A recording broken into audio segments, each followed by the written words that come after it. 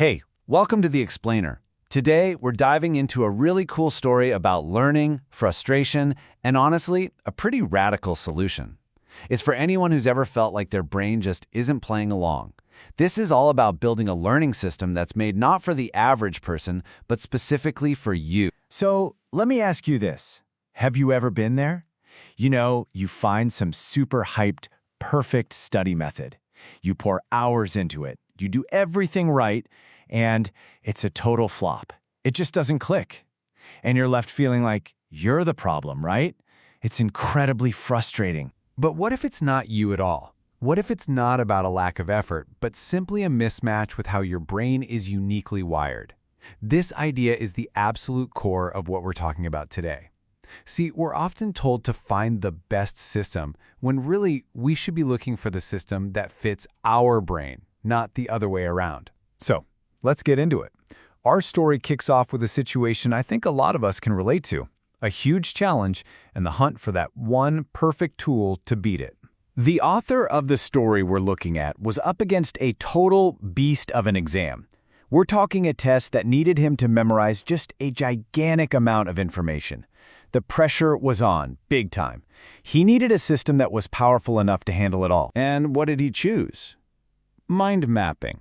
I mean, on paper, it makes perfect sense, right? It's visual, it helps you connect ideas, you can create these beautiful, elegant webs of knowledge. It really seems like the ideal way to go. But here's where it all went wrong. He could spend hours making these perfect, detailed mind maps, but then, when he tried to answer a practice question, his mind would just go blank. The information was right there on the page, but it wasn't sticking in his head. The transfer wasn't happening. Now, that failure, as frustrating as it was, actually led to a massive breakthrough. To figure out why mind mapping was failing so hard, he had to look inward. He basically needed to find the user manual for his own brain. And this led him to get what's called a cognitive profile. Seriously, think of this like a blueprint for your brain.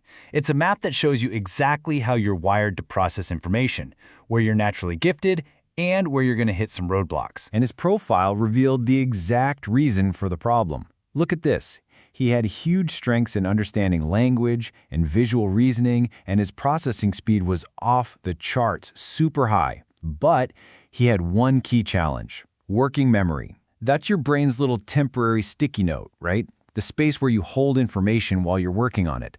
Mind mapping completely overloaded that one specific weakness, and it caused the whole system to just crash. So what do you do when your brain's internal storage is the bottleneck? Well, you build a better one, outside of your head. This insight led to a totally new strategy, the idea of building an external brain, and this was the big aha moment. He realized the goal shouldn't be to force his brain to do something it struggles with, like brute force memorization.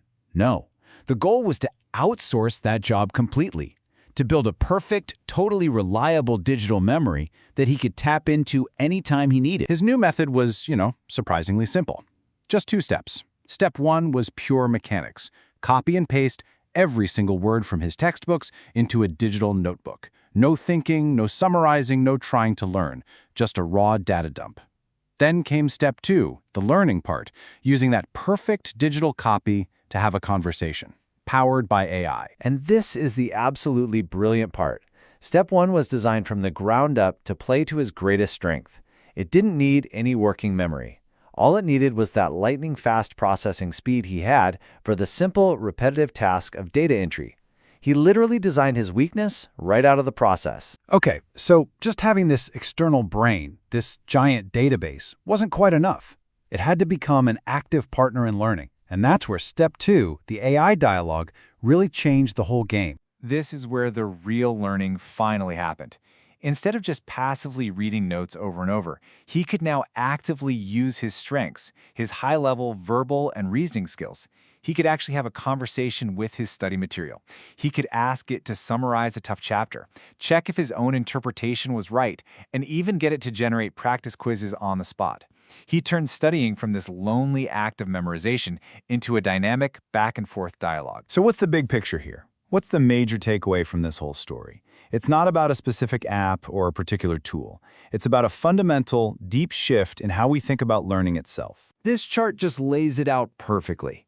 The goal went from forcing memorization to outsourcing it. The process went from overloading his weakness to leveraging his strength. And the learning itself? It transformed from passive review into active dialogue and analysis. The result is pretty clear. It's the difference between frustration and failure, and real efficiency and understanding. So ultimately, the point here isn't to go out and copy this exact system step for step. This is really a call to action. The most powerful learning tool you'll ever have is self-awareness. It's understanding your own cognitive blueprint and then building a strategy that works with it, instead of constantly fighting against it. And that just leaves us with one final question for you to think about. When you consider the things that feel effortless to you, and the things that always feel like a struggle, what's written in your brain's user manual? Answering that question is the very first step to building a learning system that finally, truly works for you. Thanks for watching The Explainer.